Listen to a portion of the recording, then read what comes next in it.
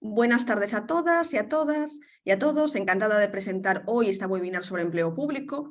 Bueno, en primer lugar tengo que agradecer la confianza de la editorial Colex, Convento. Es una editorial que nos acompaña desde el año 1981 con contenidos jurídicos de máximo rigor. Lo que queremos tratar de forma práctica es el resultado de la Ley 20-2021 de medidas urgentes para la reducción de la temporalidad en el empleo público. La publicación de esta norma, como sabéis, ha impulsado la convocatoria de concursos y concursos oposición para la cobertura de miles de plazas en todas las administraciones públicas de este país. Todas estas convocatorias han establecido un sistema de valoración de méritos divergente, lo que ha provocado un aluvión de consultas y de reclamaciones. Y es que dependiendo de cómo se establezca este baremo, se consolidarán o no esas plazas convocadas. Los compañeros de evento que impartirán esta webinar son Pablo Guntiñas y María Román. En primer lugar, os presento a Pablo Guntiñas, que iniciará la conferencia. Pablo es abogado laboralista, especializado en empleo público, ha desarrollado su carrera profesional en comisiones obreras durante más de 25 años, con una intensa actividad judicial, con éxitos ante el Tribunal Supremo y ante el Tribunal Constitucional, y participante habitual en seminarios, foros, codirector del Foro Social en Galicia y colaborador habitual de diferentes medios de comunicación.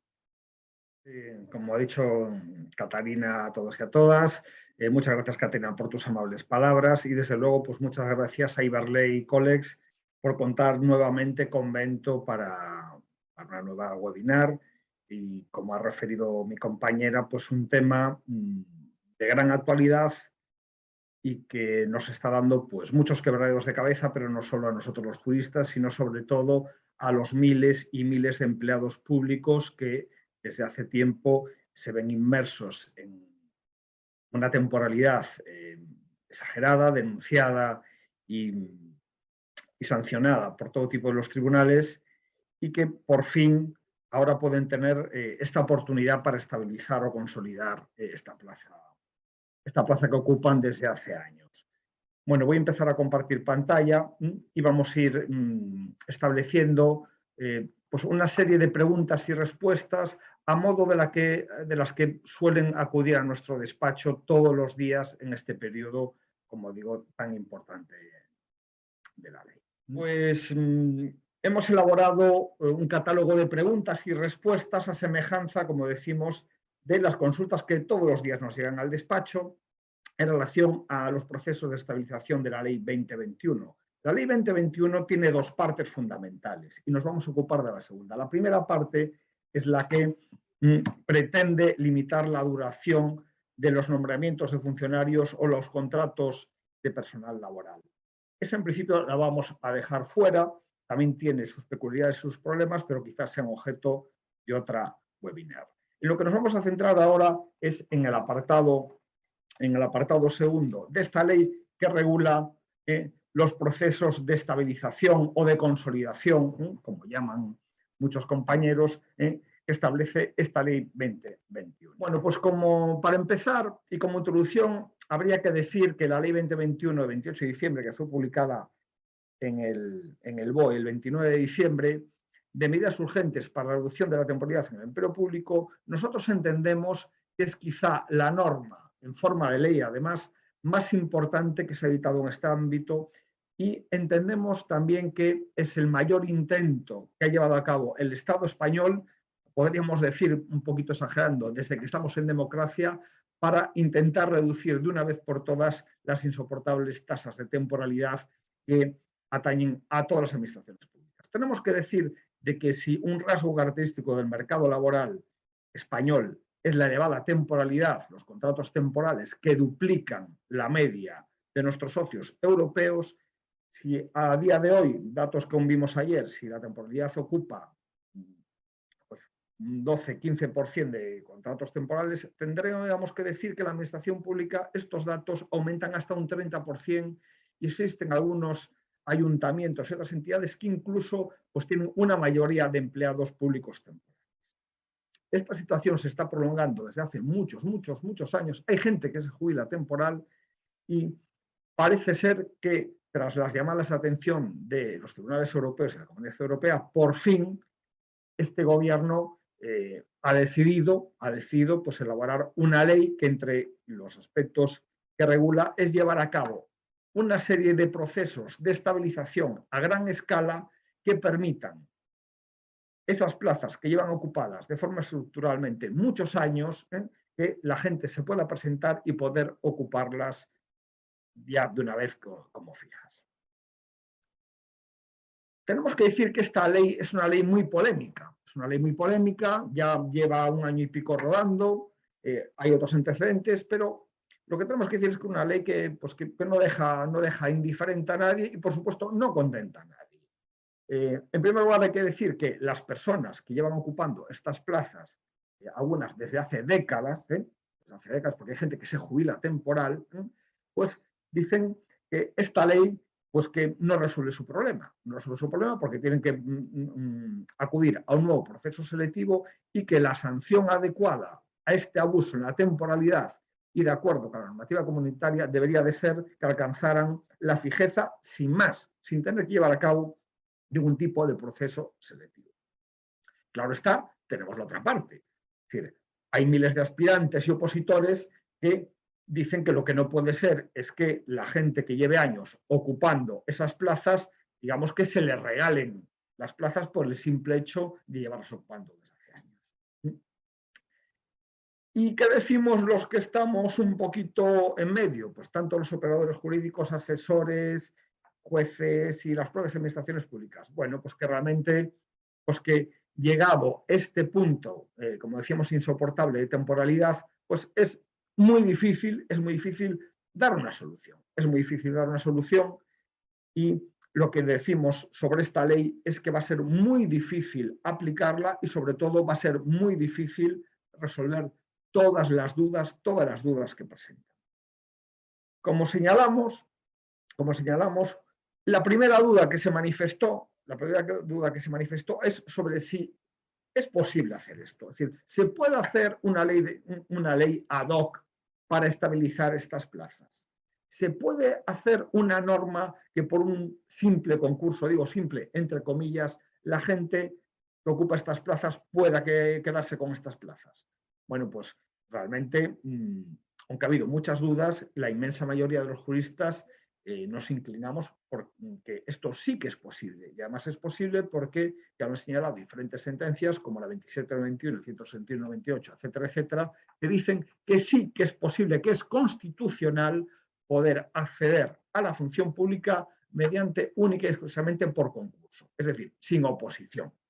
Realmente, aquí la gran cuestión, el tema que más problemas ha dado y más polémica ha dado es el hecho de que se puede hacer solo por un concurso, es decir, solo mediante mérito, sin tener que pasar examinado.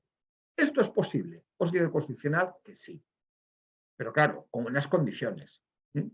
Lo que dice el Constitucional es que esto tiene que ser algo absolutamente excepcional, y la ley se ha encargado en la exposición de motivos de intentar solucionar estas posibles dudas de constitucionalidad al arguir el por qué. Bueno, entonces, ¿por qué se puede hacer esto? En primer lugar, va a ser un proceso único, no se va a repetir, y segundo, la situación de temporalidad en la administración era insoportable y las normas comunitarias exigían de una vez por todas acabar con esta situación, sobre todo para acceder a otro tipo de fondos europeos. Si no, no se podría hacer. Entonces, está justificado y nosotros entendemos que no hay dudas de constitucionalidad. Es más, varios grupos políticos y otros colectivos habían anunciado que se iba a hacer recurso de inconstitucionalidad y a día de hoy no nos consta que se haya llevado a cabo, por lo tanto entendemos que la ley es perfectamente. ¿Qué tenemos que decir? Que lo que no cabe duda es que es un proceso único y sin precedentes que ofrece muchísimas incertidumbres que vamos a intentar resolver. Lo primero que tenemos que hacer referencia es a los antecedentes y a la motivación de la ley. Hay que decir que desde hace años todas las normas presupuestarias venían estableciendo plazas de estabilización o consolidación, pero, como ahí decimos, siempre incumplidas. Todos los años salían que se iban a convocar X plazas de esta categoría y X plazas de otra categoría, pero finalmente nunca se convocaban. ¿Por qué hay tanta gente temporal? Pues básicamente porque no ha habido procesos. No ha habido procesos ni de ascensos ni de traslados y tampoco ha habido, sobre todo, procesos de acceso a la administración pública. Entonces, se ha mantenido la temporalidad durante años a muchísima gente, lo cual es absolutamente insoportable. Entonces, ¿qué se pretende? Lo primero, se lleva a cabo un Real Decreto Ley, el 1421, que se publica en julio de 2021, que es el primer intento por parte del Estado de llevar a cabo un proceso. Este proceso, no sé si ustedes recuerdan, fue muy polémico en el Congreso y realmente se aprobó in extremis, con muchísima polémica y con la promesa para que saliera adelante de que se iba a reformar, Y de hecho, pues tan pronto se aprobó este Real Decreto Ley, inmediatamente, de forma automática, se empezó a tramitar como proyecto de ley. ¿Cuál es el principal cambio entre el Real Decreto y la ley? Bueno, pues un cambio muy sustancial. En el Real Decreto Ley había que pasar sí o sí una oposición y con las modificaciones que introdujeron los socios de gobierno, pues se exigió que se pudiera llevar a cabo un proceso que fuera solo de concurso. Fue muy polémico, pero finalmente esto salió adelante. Como decimos, ¿cuáles son las motivaciones que dicen esta ley? Bueno, pues como decimos, las cifras indecentes de la temporalidad en la administración pública con una media de un 30% de personal temporal. El objetivo es reducir estas tasas a un 8%. ¿Se conseguirá? No lo sabemos. Yo lo dudo mucho, pero bueno, a ver qué pasa. También dicen, como exposición de motivos, que se está cumpliendo con las obligaciones que señalan las directivas comunitarias y la jurisprudencia del TJUE. Y lo primero que nos tenemos que preguntar, ¿y esto es así? Pues es muy dudoso porque la sentencia Sánchez Ruiz, que conocen todos y cada uno de las personas que están en situación de abuso de la contratualidad, opina que no, dice que no, que el hecho de convocar un concurso de estabilización en modo alguno puede paliar el abuso en la temporalidad de la gente que viene sufriendo años y años de temporalidad en la administración pública. Es decir, que tenemos ahí una sentencia que dice que este no es el sistema. Y en este sentido, se han planteado una serie de cuestiones prejudiciales por diversos juzgados de Cataluña para que se pronuncie el TJUE para ver si este proceso de estabilización cumple o no cumple con la norma comunitaria. Estamos a la espera de que se pronuncien y no sabemos qué es lo que va a pasar. Como decíamos al principio de todo, mucha incertidumbre. Y para finalizar, me gustaría decir que precisamente la gran novedad de esta ley con respecto a los antiguos intentos de estabilización es que aquí, por fin, se establecen unos plazos concretos y unas fechas concretas para que se lleve a cabo. Y también se dice de forma exacta las plazas concretas que se tienen que convocar. Esta es la gran novedad y por primera vez ocurre algo de esto que yo sepa en toda la historia de la administración.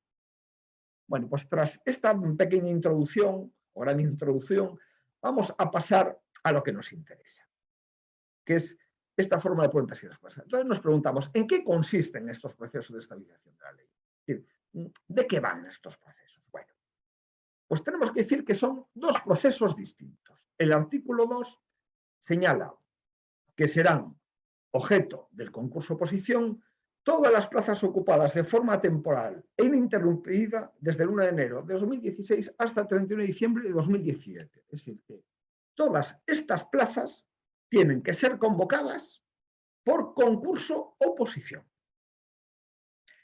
Pero, y he aquí la gran novedad de esta ley con respecto al decreto precedente, las disposiciones sexta y octava prevén que va a haber una convocatoria excepcional por una sola vez, como decía la película, por una sola vez, de un concurso de méritos para estabilización del empleo de plazas de larga duración, estructurales y que hayan sido ocupadas de forma temporal ininterrumpida con anterioridad al 1 de enero de 2016. Es decir, que todas las personas que ocupen plazas temporales desde antes del 1 de enero de 2016, esa plaza tiene que salir a concurso.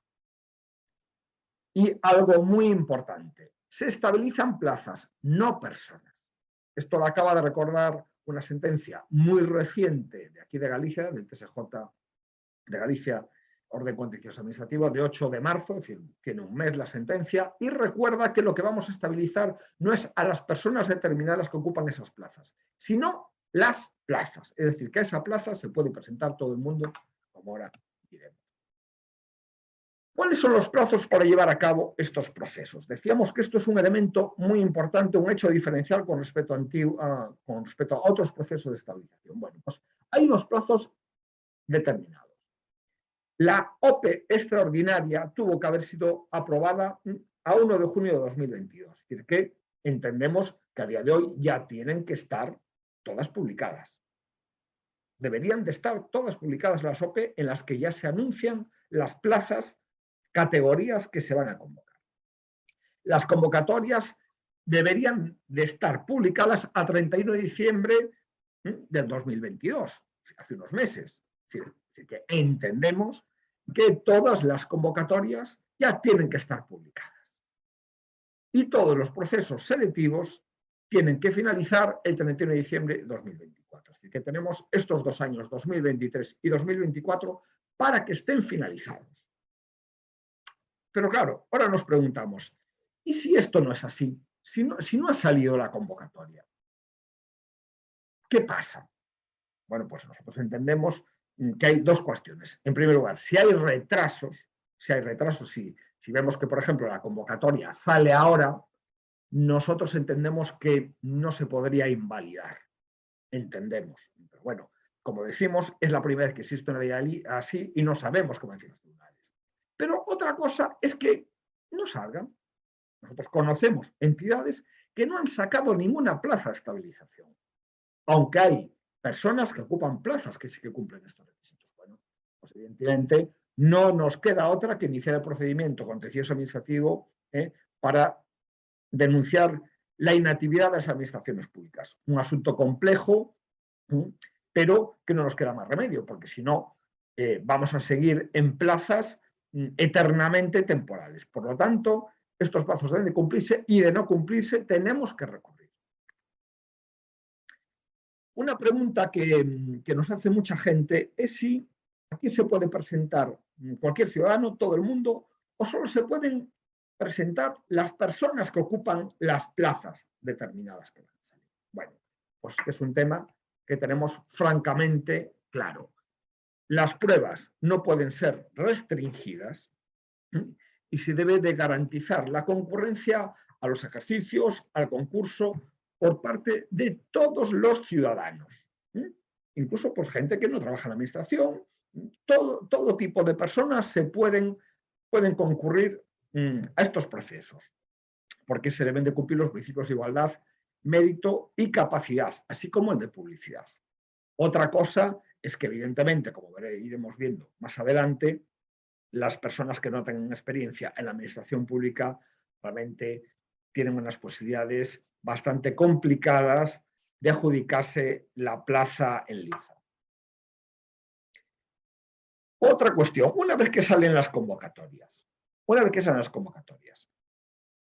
me puedo presentar a varias plazas. ¿Puedo presentárseme solo a la plaza que ocupo? ¿O puedo presentarme a todo tipo de plazas? Y es más, si yo ya soy funcionario, si yo ya tengo plaza fija en la administración como funcionario laboral, ¿me puedo presentar igualmente? Bueno, pues nuestra respuesta es que sí. Nuestra respuesta es que sí. Yo puedo tener una plaza fija en una administración, por ejemplo, en un ayuntamiento, pero me puedo presentar a un proceso que tenga lugar en el Estado o en la comunidad autónoma o cualquiera de las entidades públicas que convoquen estos procesos. Es decir, que no se impide que una persona que ya sea funcionaria que pueda concurrir a un proceso selectivo para adquirir otra plaza. De todas formas, eso es lo que opinamos nosotros, porque muchas convocatorias que hemos examinado durante estos meses están prohibiendo concurrir a varias plazas. Es decir, que yo, por ejemplo, soy una persona que tengo varios títulos, por ejemplo, tengo psicología, tengo maestro infantil, bueno, pues yo quiero concurrir a 2 oposiciones. Bueno, pues estamos viendo convocatorias que lo impiden, que solo te permite concurrir a una. También estamos viendo convocatorias que sacan, por un lado, una convocatoria de personal laboral y otra convocatoria de personal funcionario, y no permiten acudir a las 2. Hay administraciones que van a sacar plazas, por ejemplo, de camarero limpiador laboral y de peón funcionario. Bueno, pues no permiten presentarse a las 2. Nosotros entendemos que esto es contrario a derecho y una persona, evidentemente, si está cualificada y tiene cualificación para presentarse a varias categorías, ¿por qué no lo va a hacer? También decimos que se pueden participar no solo en diferentes procesos, sino en diferentes administraciones. De hecho, como anunciábamos en nuestro blog ya hace meses, y se está dando lo que está ocurriendo en muchos ayuntamientos, sobre todo en áreas urbanas de grandes dimensiones, es que hay muchas personas aspirantes que se están presentando a diferentes procesos en todos los ayuntamientos limítrofes. Por ejemplo, si yo soy de Madrid, pues me voy a presentar a Coslada, Leganés, Getafe, etcétera, etcétera. Y eso está ocurriendo. ¿Qué están haciendo muchas grandes áreas? Bueno, pues lo que estamos viendo, por ejemplo, aquí en un área muy cercana nuestra, es que muchas administraciones han decidido hacer el proceso el mismo día a la misma hora.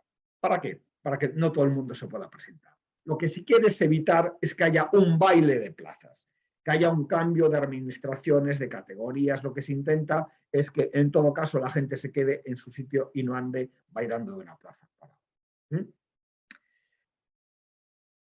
¿Qué ocurre con ese tipo de cosas? Un problema, una pregunta que se está sucediendo todas las semanas en la asesoría de evento. Si yo ya tengo plaza y adquiero otra, ¿qué ocurre con mi otra plaza? ¿La pierdo? ¿Tengo que escoger entre una y la otra? Bueno, pues nosotros lo que entendemos es que aquí lo que se va a suscitar, y de hecho se está suscitando, es que van a aumentar de forma exponencial las excedencias por incompatibilidad, ya que va a haber mucha gente que tenga que ir a una plaza, se presenta a otra, para también tener otra plaza, pero quiero a lo mejor mantenerla de origen, por lo que pueda pasar. Puede ser que yo esté trabajando en un sitio muy a gusto, apruebe otra plaza y resulta que vaya para allí y luego no esté tan a gusto y me arrepienta y quiera volver para el anterior. Entonces, entendemos que se van a multiplicar los casos de excedencia por incompatibilidad. Este tema es un tema muy interesante y nos remitimos a nuestra web en la que tenemos unas reseñas especializadas en excedencias, porque aquí hay un problema diferencial, que al personal laboral temporal sí que se le permite excedencia por incompatibilidad. En cambio, cuestión piel aguda, que no es objeto de esta webinar, pero que a lo mejor sí que tendríamos que dedicarle tiempo, porque hay mucha gente que ocupa una plaza temporal desde hace años y aunque apruebe otra fija, quiere seguir en la temporal. Como digo, esto va a dar lugar a muchos problemas y cuestiones jurídicas muy interesantes.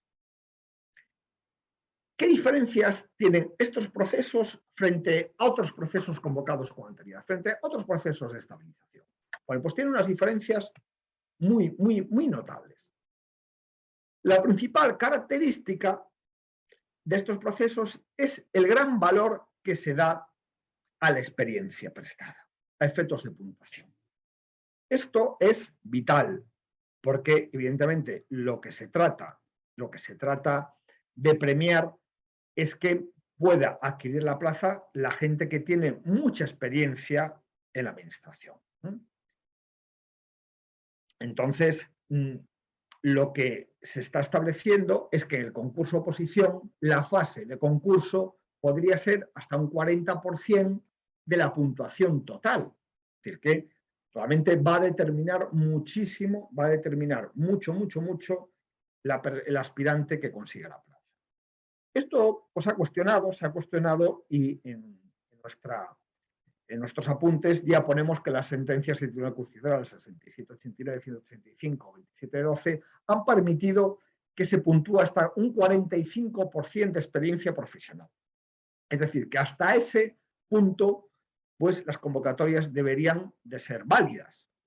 Claro, evidentemente, si tenemos convocatorias que la fase de concurso supera este porcentaje, pues tendríamos que ver si realmente están vulnerando los principios de igualdad, mérito y capacidad. ¿Por qué? Porque estarían predeterminando el adjudicatario de la plaza. También hay que señalar que por muchos puntos que se le dé a la experiencia profesional, no solo puede computar la experiencia profesional. Se tienen que tener en cuenta otra serie de méritos académicos o requisitos específicos, idiomas, pruebas complementarias, cursos, etcétera, etcétera. Tenemos que decir que la ley no llega tan lejos. La ley realmente deja en manos de las administraciones un poquito establecer estos porcentajes un poquito pues como le dé la gana. Cierto es que la Secretaría de Estado ha publicado una serie de orientaciones.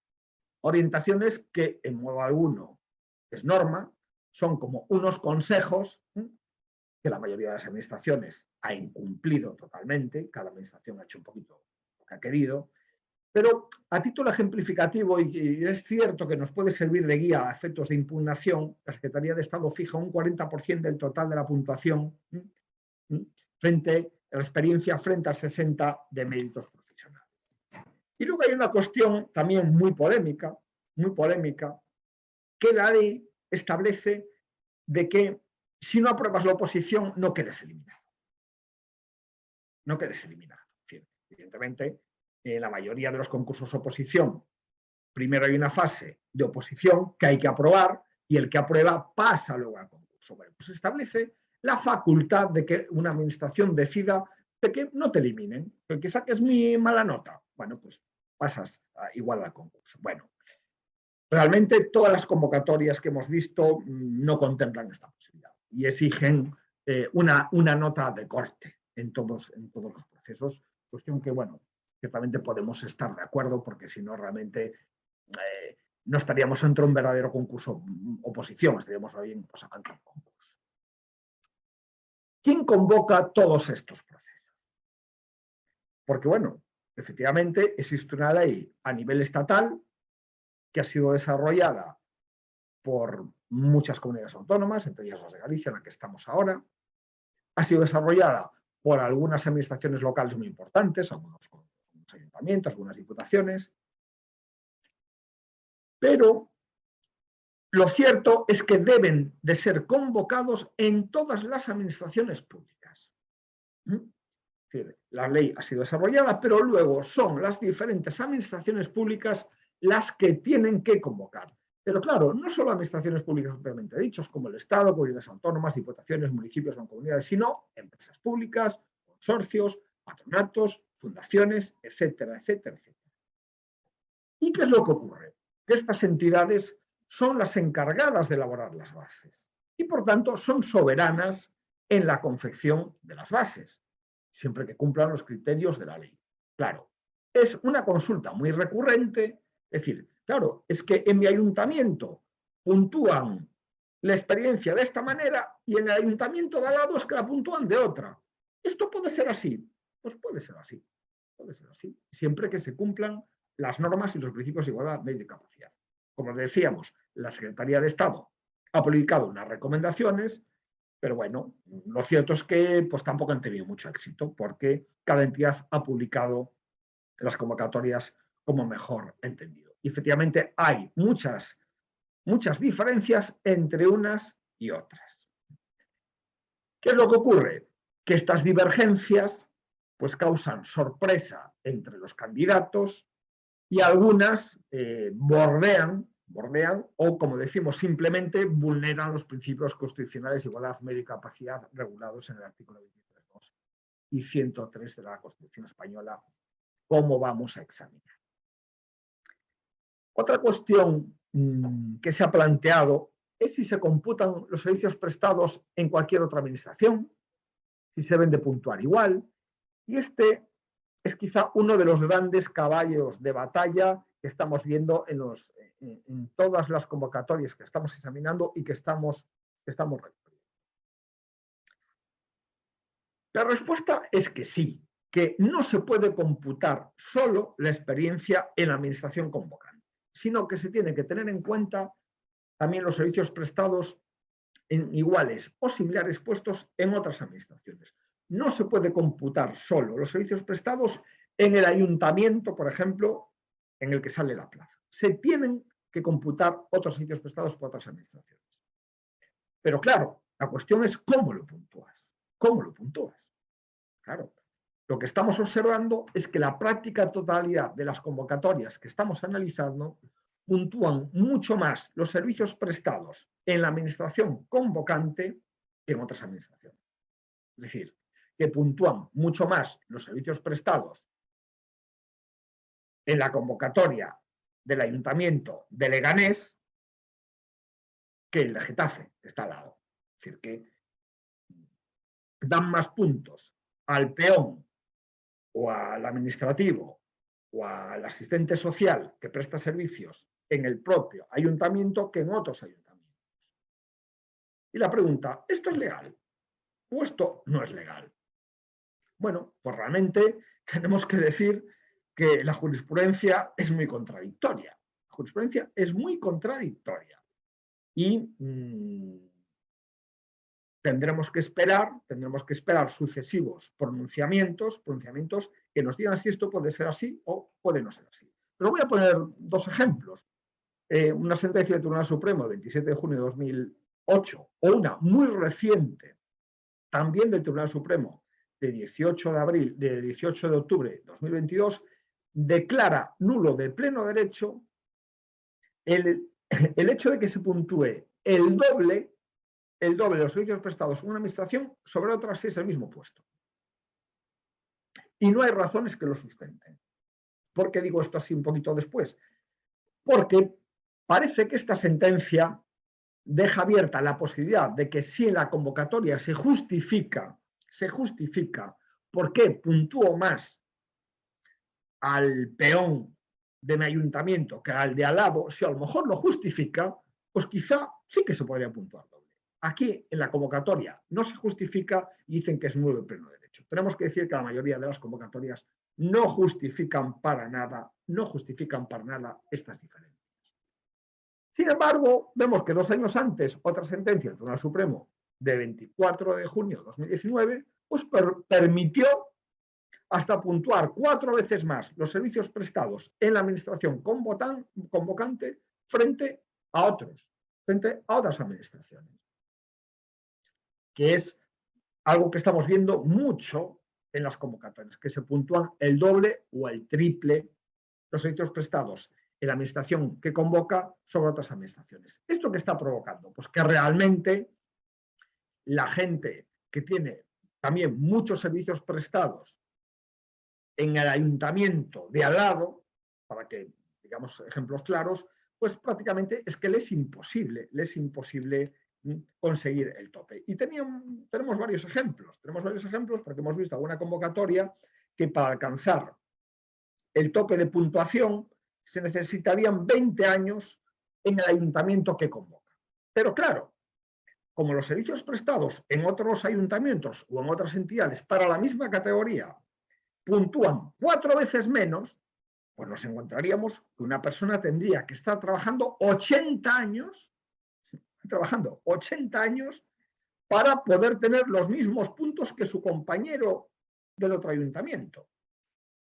Realmente nosotros entendemos que esto vulnera los principios de igualdad, mérito y capacidad, porque evidentemente, a no ser que tengas una vida muy longeva, empieces a trabajar muy jovencito y no te jubiles nunca, va a ser difícil que tengas 80 años cotizados.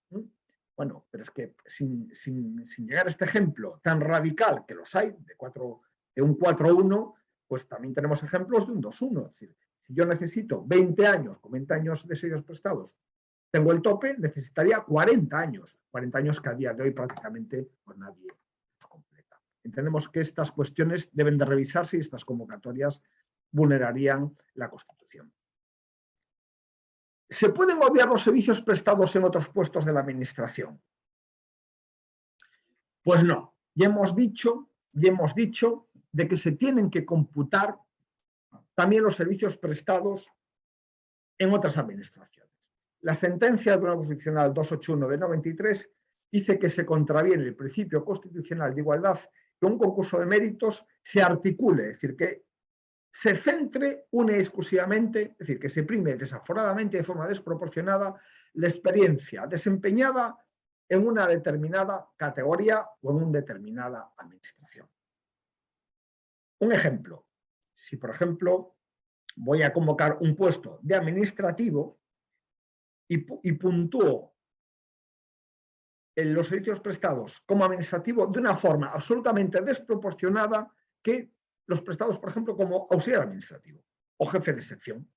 Bueno, pues puede haber una diferencia lógica, pero lo que no puede ser es una diferencia que determine el resultado del concurso.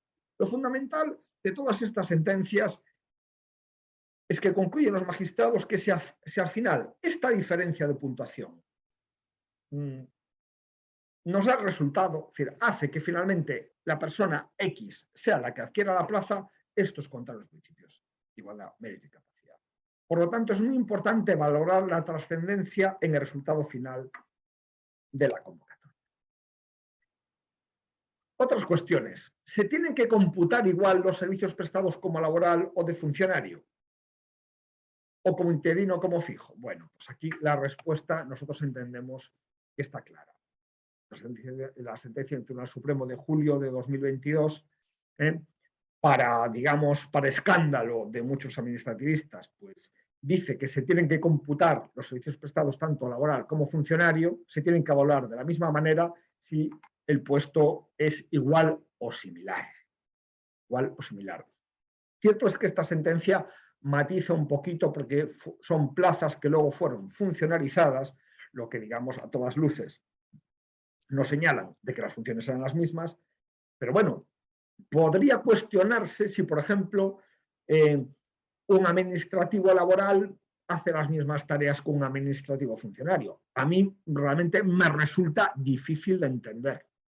Difícil de entender porque, bueno, los puestos básicamente son los mismos y lo que nos estamos encontrando es administraciones que en la misma oficina están trabajando codo con codo, mesa con mesa, ordenador con ordenador, laborales y funcionarios, haciendo lo mismo, traspasándose expedientes. Entonces, evidentemente, como dice esta sentencia, no tiene lógica que se puntúen de forma diferente.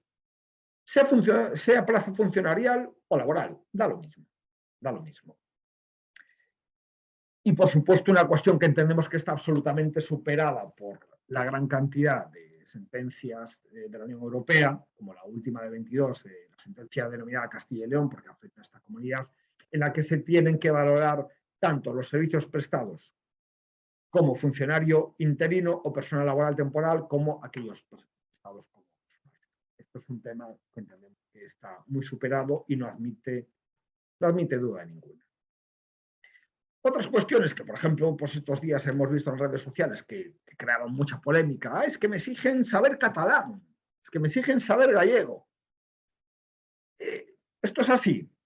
Pues sí, pues claro que sí, claro que sí. A lo mejor no es muy popular decirlo, pero bueno, es una cuestión ya avalada desde hace muchísimos años por jurisprudencia muy antigua, que entre ellas la sentencia del Tribunal Constitucional 4691 del Tribunal Supremo del año 2000, que confirman que puede ser exigible el idioma cooficial de las comunidades autónomas donde actúa la administración convocante para acceder al puesto convocado.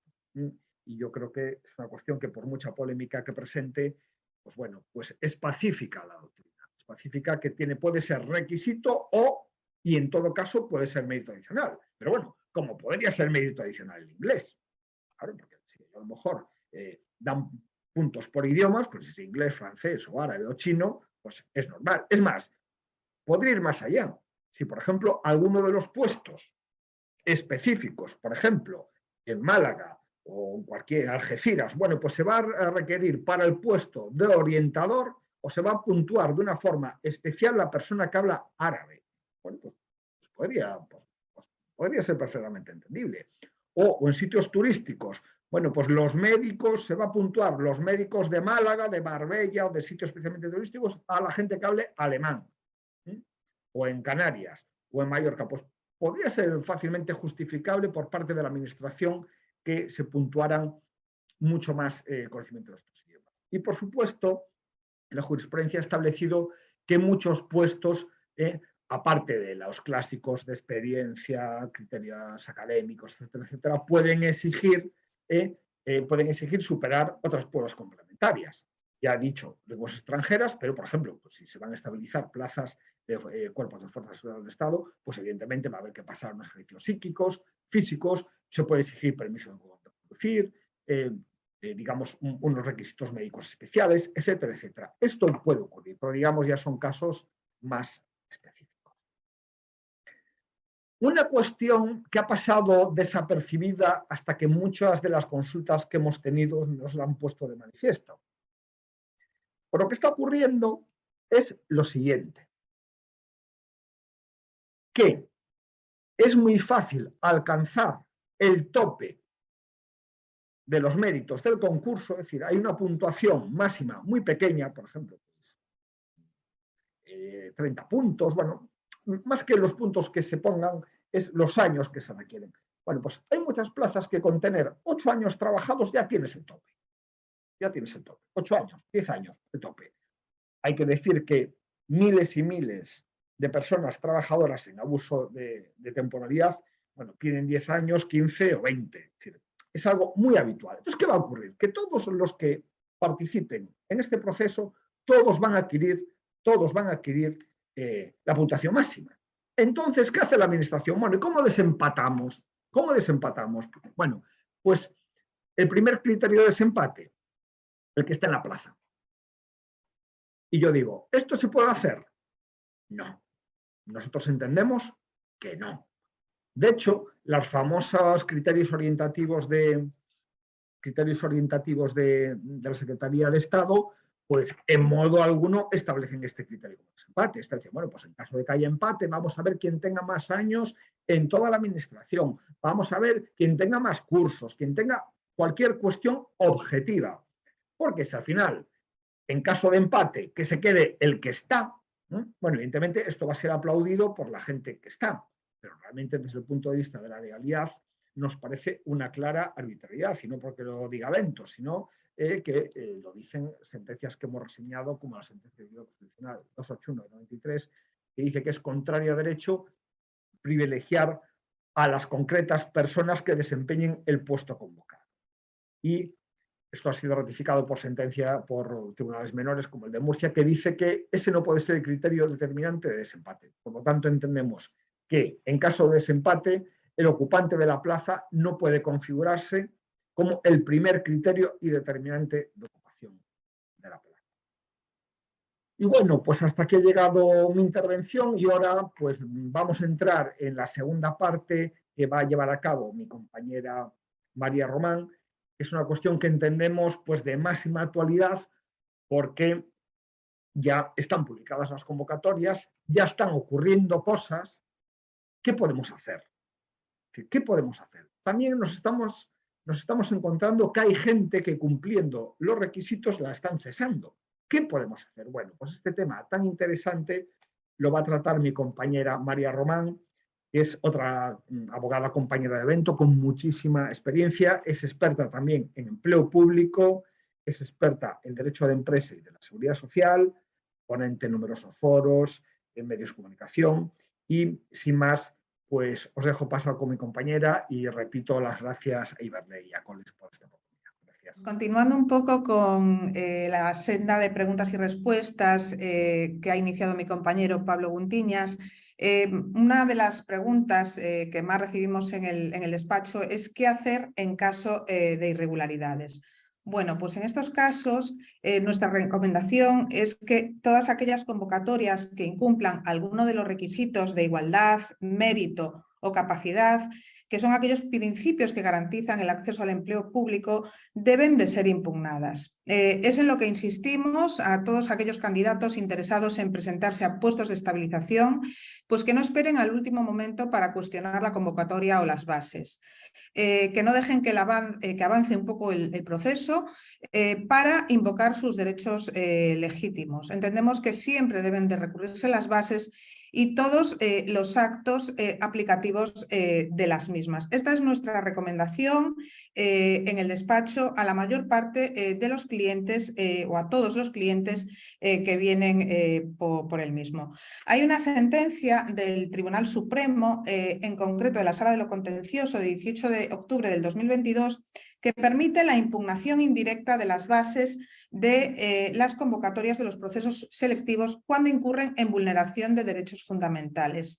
Esto es importante y además implica que podrían recurrirse las puntuaciones otorgadas en aquellos procesos siempre y cuando se detecte que hay una infracción de los principios constitucionales. Otra de las cuestiones que nos planteamos a menudo es si se puede suspender cautelarmente las convocatorias que infrinjan la Ley 2021. Esto es posible, es una posibilidad que aparece recogida en los artículos 129 y siguientes de la Ley Reguladora de la Jurisdicción Contencioso-Administrativa.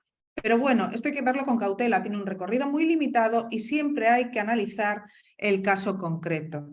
Para ello, para que podamos solicitar pues estas medidas cautelares, hay que tener en cuenta que tienen que concurrir dos principios fundamentales, que son el periculum in mora y el fumus bonis iuris. Es decir, el riesgo de que si no se solicitan esas medidas cautelares, los aspirantes no tengan una sentencia que garantice sus derechos. Y el fumus bonis iuris es la apariencia de buen derecho. Si concurren esos elementos y siempre que no se entre en una... siempre que no se prejuzgue por parte del propio tribunal, podrían adoptarse esas medidas cautelares. Evidentemente, siempre ponderando las circunstancias y atendiendo los intereses generales, un principio que debe presidir esta materia en todo caso.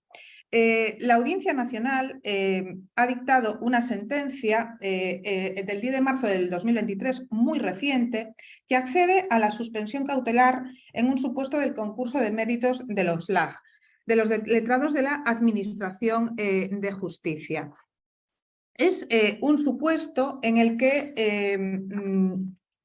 los letrados, hay una orden que reserva 96 plazas para el concurso de méritos y otras 20 para un concurso de oposición, cuando el sistema ordinario de provisión, en este caso, es el de oposición libre conforme a la Ley Orgánica del Poder Judicial. Bueno, pues en este caso se accede a la suspensión cautelar del concurso de méritos porque el tribunal da distintos argumentos que nos pueden servir para otros supuestos, por lo menos pueden servir de orientación para otros supuestos.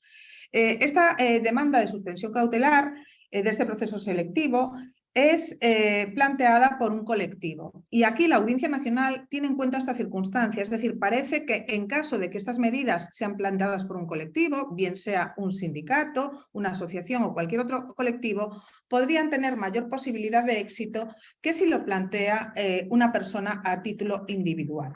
La Audiencia Nacional también considera y da una especial importancia al hecho de que parece evidente que la convocatoria violenta el sistema ordinario de previsión de puestos establecido legalmente. Pero, sin embargo, la Sala no hace una valoración de la Ley 2021 ni de su contenido, ni sobre la finalidad de la misma, y da por sentado que no le afecta al colectivo, algo que podría ser discutible. Y por otro lado, entiende que no se produce daño alguno al personal interino, ya que seguirían en su puesto. Pero bueno, realmente estas personas sí que verían suspendidas sus expectativas.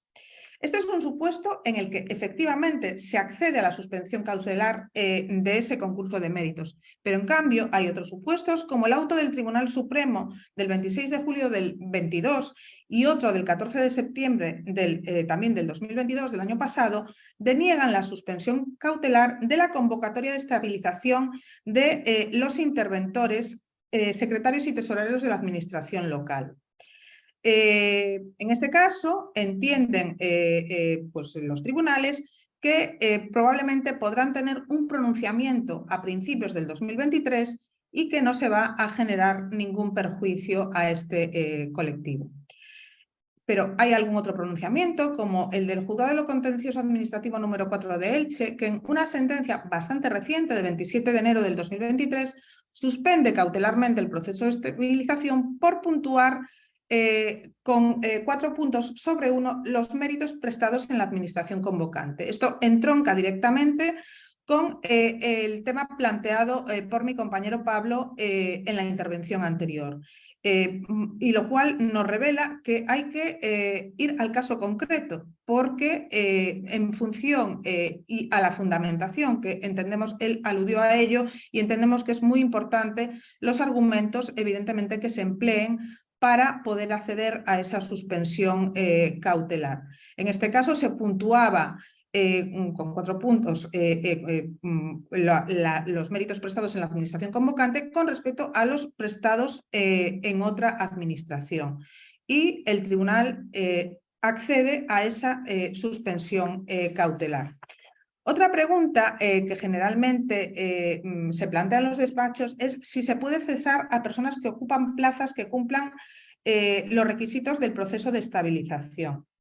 Y ahí nos podemos encontrar varios supuestos. Lo cierto es que últimamente hay muchas personas que ocupan plazas que cumplen los requisitos para ser estabilizadas y están recibiendo ceses que provienen de convocatorias anteriores. En este caso, si su plaza está adscrita a un proceso selectivo anterior, el cese podría ser correcto, aunque indemnizable, dependiendo de los casos. Y, en caso contrario, nosotros estimamos que podría ser una causa de nulidad porque vulneraría el artículo 23.2 de la Constitución, el cual establece que todos los ciudadanos tienen derecho a acceder en condiciones de igualdad a funciones y cargos públicos, evidentemente siempre respetando los requisitos legales. Vamos ahora a analizar distintos supuestos que han sido contemplados en distintas sentencias del Tribunal Supremo. Por un lado, una sentencia de 23 de marzo del año 2019 entiende que aquel personal laboral cuya plaza sea cubierta por funcionario es constitutiva de un despido improcedente.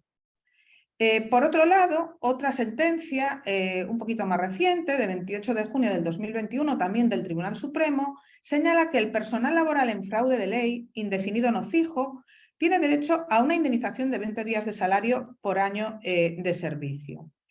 Y en cuanto al personal funcionario, que su plaza, el Tribunal Supremo en este caso, establece en una sentencia de 16 de noviembre de 2020 que no es posible indemnizar.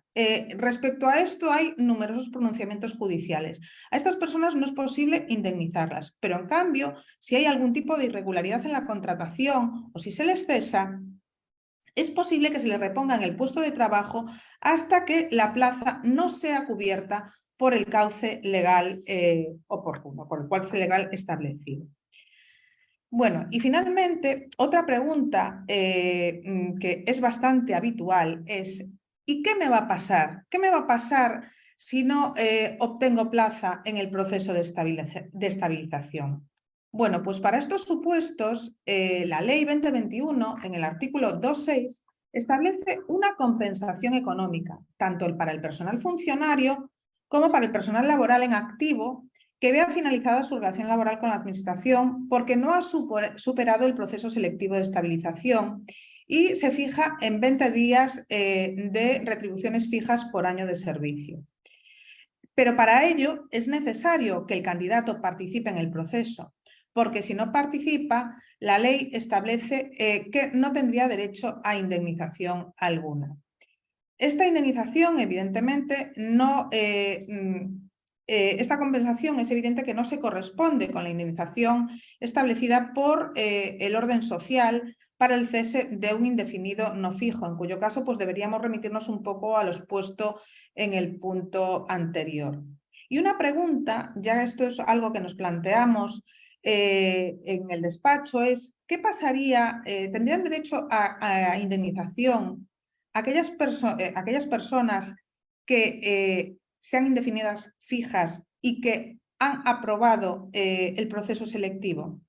Esto es una opinión que hemos debatido y que mantenemos en el despacho, pero bueno, todo con muchas cautelas porque, como ya indicó Pablo, esta es una materia nueva, novedosa, que jamás ha existido un proceso semejante. Y entendemos que sí. ¿Por qué? Pues porque implicaría una discriminación, por ejemplo, o un trato diferente frente a aquellas personas que han estado ocupando una plaza y que no han superado el proceso selectivo. Incluso nos lo planteamos para supuestos. Imaginemos nosotros aquí que estamos en La Coruña, pues una persona que está ocupando una plaza en la consellería, pues en la delegación provincial de la consellería, pues en una consellería, por ejemplo, la de Facenda, y esa es la plaza que viene ocupando como temporal, pero con el paso a prueba el proceso selectivo y su plaza es ocupada por otra persona y él ocupa una plaza de iguales características en la delegación pues, de Lugo. Entendemos que en ese caso sí existiría base para poder reclamar la indemnización, pero como decimos, es una opinión, es un criterio, pero que no está refrendado. Es una pregunta un poco que lanzamos al aire. Por tanto, o una reflexión. Como recomendación final, nosotros siempre aconsejamos, bueno, entendemos que este es un proceso único, extraordinario, novedoso. Evidentemente no existen precedentes jurisprudenciales claros y por eso hay que analizar caso a caso. Antes hablábamos de la fundamentación, o mencionaba Pablo la fundamentación que es esencial. Sobre todo porque no existen precedentes jurisprudenciales y porque incluso en algunas materias no existe ni siquiera ningún antecedente. Por ello es importante acudir a un asesoramiento especializado y valorar cada paso y cada movimiento que se da. Dado que bueno, esto es un procedimiento que va a ser difícil, tiene una envergadura importante y va a ser difícil probablemente vivir algo parecido. Y bueno, con todo esto, nada, simplemente queríamos agradecer a Colex que haya contado con nosotros para esta intervención. Y bueno, esperemos poder haber arrojado un poco de luz en esta materia tan compleja que bueno, está tan en boga en los últimos tiempos. Muchas gracias a todos.